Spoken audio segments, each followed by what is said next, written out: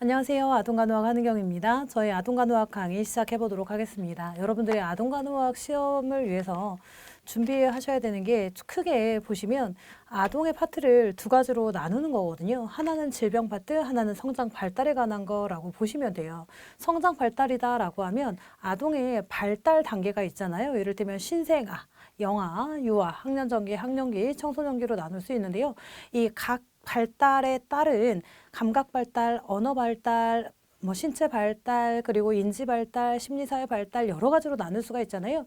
그 각각 단계에 따른 과업에 대해서 알고 계셔야 하고 어떤 발달 과업에 어떤 특징적인 발달들이 이루어지는 것까지 짝지어서 기억하실 필요가 있어요. 그리고 그 짝지어서 공부하실 때 각각의 언어에 대한 정의를 조금 생각하실 필요가 있겠죠. 이를테면 마술적 사고다 그러면 마술적 사고에 대한 정의를 기억하셔야 되고 거부증이네 분노 발작이네 퇴행이네 이런 말들이 나오면 그런 말들이 어느 시기에 나오는지 어느 시기에 등장이 되는지 이를테면 유아기에 주로 등장이 되겠죠. 유아기에 등장이 되면서 등장된 그 언어들이 가지고 있는 정의, 특징을 같이 기억해 주시면 한 15문제는 쭉 맞고 가실 수 있다라고 보시면 되고요. 뒤에 나오는 파트에서는 각각 질병에서 나오는데 이 질병이 성인과 같을 것이다 라고 생각하시면 안 됩니다. 성인에서는 성인에게서만 발생할 수 있는 성인에게 주로 발생할 수 있는 질병을 다룬다고 한다면 아동에서는 아동에서만 나타나지고 아동에서만 발달, 특징적으로 나타나는 특징들이나 질병들이 따로 있을 거 아니에요. 그런 질병들에 대해서 아동들만 가질 수 있는 질병들에 대해서 같은 질환이지만 아동들이 가졌을 때 어떤 특징적인 질환을 가져올 수 있는지 이런 것들을 좀 꼼꼼히 기억하실 필요가 있습니다. 그리고 아동간호학에서는 감염성 질환에 대해서 꼭 한 문제씩 출제가 되고 있고요. 그 감염성 질환에서도 자주 출제되고 있는 것들이 몇 개 있습니다. 그래서 그런 것들 위주로 공부를 하시면 도움이 될 것이라고 생각이 되고요. 성인 파트에서는 전체 문제 중에서 한 두세 문제 정도가 킬러 문제예요. 그래서 굉장히 어렵고 처음 접하는 문제 같은 게 나올 수가 있고요. 아동 간호학은 전체적으로 조금 평이한 수준으로 문제가 나오거든요. 나 이거 한 번도 못 봤어. 이런 문제는 한 문제 정도 나올 수가 있는데 그 한 문제 못 풀었다고 해서 내 당락이 좌우되지 않아요. 그러니까 그 한 문제, 내가 모르는 한두 문제에 멘탈 흔들리지 마시고 내가 알고 있는 문제들 차근차근 풀면 되시는데요. 제가 생각했을 때 아동간호학에서 가장 어려운 문제다라고 하는 것은 유아기의 보편적인 발달로 옳은 것은 이런 문제가 나오면 조금 어렵다고 생각이 돼요. 왜 그러냐면 보편적 발달이다라고 하면 유아기에서 벌어지는 인지 발달, 운동 발달, 감각 발달, 사회 심리 발달, 성 발달 여러 가지를 복합적으로 알고 있어야 풀 수 있는 문제이거든요. 그래도 꼼꼼히 공부해 주시면 뭐 크게 어렵지 않을 것 같긴 합니다만 일단 전체적으로 제가 설명드릴 문제들은 자주 출제되는 문제들입니다. 자주 출제되고 꼭 알아야 되는 문제들 위주로 선별을 했으니까 저와 함께 공부하시면서 아는 내용은 한번 정리하시고 모르는 내용은 이런 것들도 중요하구나 라고 인지하시고 다시 한번 정리하시기를 추천드립니다.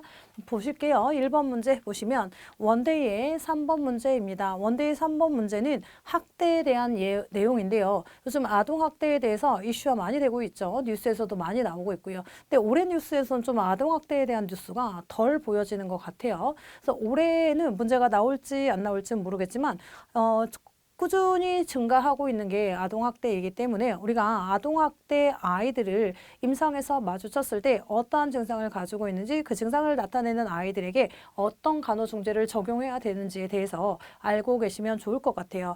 아동에게서 발생할 수 있는 아동학대는 총 4가지 정도로 얘기할 수 있는데요. 신체적 학대, 성적 학대, 방임, 유기로 나눠볼 수 있습니다. 신체적 학대다라고 하면 신체적으로 가하는 거죠. 의도적이고 직접적으로 신체의 장애를, 신체의 손상을 일으키는 행위를 신체적 학대라고 얘기를 하는 거죠. 때리는 거 이런 것들 얘기할 수 있고요. 성적 학대, 가장 심각한 유형이다라고 할 수가 있고요. 성교너 강간, 노출증, 매춘이나 포르노 매체의 제작 등 성적 폭력이나 가혹행위, 성적으로 순종하도록 착취하는 행위를 성적 학대라고 하고요. 방임이다 그러면 가장 흔한 학대 유형이에요. 방임을 저지르고 있는 부모들은 내가 아동을 학대하고 있다라는 생각조차 안 하고 있는 게 문제다라고 얘기를 할 수 있어요. 굉장히 자연스럽게 아동학대를 하고 있는 건데요. 이를테면 밥 때가 되는데 밥을 주지 않는다던가, 아이에게 적절한 교육을 시키지 않는다던가, 계절에 맞지 않은 옷을 입는다던가, 이를테면 날씨가 더웠다가 갑자기 추워지면 그 추워진 날씨에 대비해서 옷을 적절하게 입혀주셔야 되는데 아직도 반바지 반팔을 입고 있다. 그러면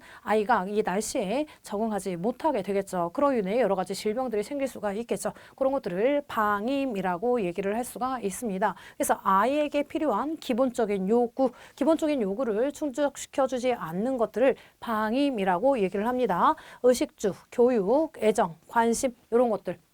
이를테면 아이가 뭔가 칭찬받을 일을 했으면 칭찬해줘야 되고, 뭔가 시무룩한 표정을 지고 있으면 왜 그런지 물어봐야 되잖아요. 근데 그런 것들이 하나도 없는 것들도 마찬가지로 정서적 방임에 해당한다라고 얘기를 할 수가 있고요.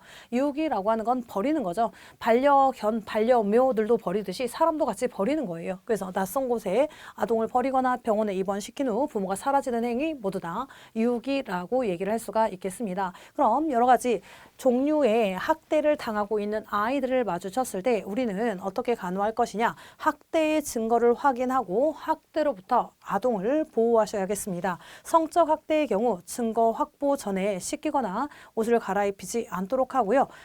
학대에 대해서 캐묻거나 유도 질문을 하지 않습니다. 또한 아동의 말을 경청하고 감정을 표현하도록 격려하셔야 되고요. 아동 학대자로부터 분리시켜서 아동의 말을 적극적으로 경청해 보는 것이 필요하다라고 보시면 되겠습니다. 그러면 문제로 다시 가볼게요. 문제 보시면 복통을 호소하고 내원한 6세 여아의 상태가 다음과 같을 때 적절한 간호중재는 뭐냐? 신체 곳곳에 멍이 들어있다. 신체적 학대가 가해지고 있다예요. 위생이 불良하고 심한 냄새가 나고 있다. 방임이죠. 큰 소리에 위축된 행동을 보인다. 정서적인 학대라고 얘기를 할 수가 있겠는데요. 부모에게 작게 말하도록 당부한다. 부모가 작게 말하던 크게 말하던지 간에 이 아이는 만약에 부모로부터 학대를 당했다라고 하면 부모로부터 이미 신체적 트라우마를 겪고 있기 때문에 작게 말하거나 크게 말하는 그게 상관이 없다입니다. 아동을 목욕실로 데려가서 깨끗하게 씻긴다. 어떤 신체적 학대인지 정확히 확인이 안 됐으므로 먼저 시키는 것은 안 되겠다. 부모와 분리된 공간에서 자신의 감정에 대해 말하도록 격려한다예요. 왜냐하면 부모가 주 양육자일 때 학대자일 수 있잖아요. 그래서 그 학대자와 분리시켜서 자신의 감성, 아동의 감정을 말하도록 격려하는 게 중요하다라고 할 수가 있고요. 정답은 3번이 되고요. 신체에 생긴 멍과 상처가 왜 생겼는지 물어보는 거 괜찮아. 그런데 강압적으로 하는 거 안 된다입니다. 아동과의 면담은 부모가 있을 때만 한다. 아니 부모가 주 학대자일 수가 있기 때문에 분리해서 물어보는 게 중요하다라고 얘기를 할 수가 있겠습니다.